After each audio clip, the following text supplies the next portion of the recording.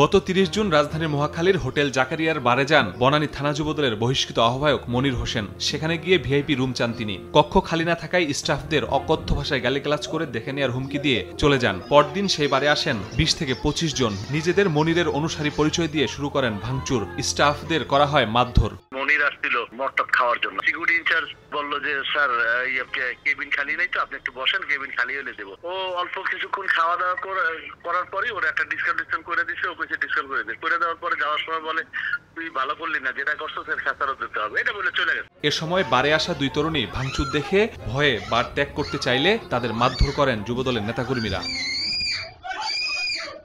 মনির ভাইরে তোরা কেবিন যাস নাই, এইটা বলেই গ্লাসটা ফালাই দিচ্ছে। এরা আবার যাইতেছিল, ওদেরকে ধরে হ্যারাসমেন্ট করছে প্রচুর। টিভি দুইটা ভাঙছে, লুটপাট করছে, বিয়ার বিস্কুট লেগে গেছে, তো ১০ লাখ টাকার মতন হয়েছে।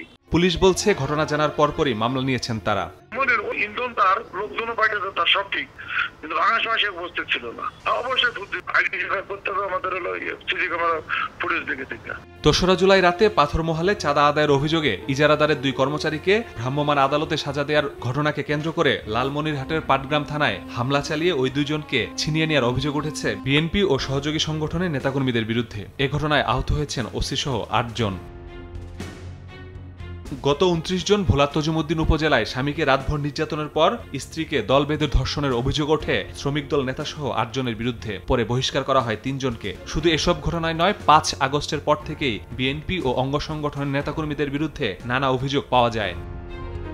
বিএনপির সিনিয়র যুগ্ম মহাসচিব রুহুল কবির রিজভী জানিয়েছেন, ব্যক্তির অপকর্মের দায় দল নেবে না। অপরাধে জড়িতদের বিরুদ্ধে কঠোর অবস্থানের কারণে ১১ মাসে ৫,০০০ নেতাকর্মীকে বহিষ্কার করা হয়েছে। এছাড়া বিএনপিকে হেয় করতে অনেক সময় ছোট বিষয়কে বড় করে তুলে ধরা হচ্ছে বলেও দাবি করেন তিনি। কারো বিরুদ্ধে শোকজ দেওয়া হচ্ছে, কারো অব্যাহতি দেওয়া হচ্ছে, কারো পদ স্থগিত রাখা হচ্ছে, নানা ভাবেই সাংগঠনিক ব্যবস্থা নেওয়া হচ্ছে।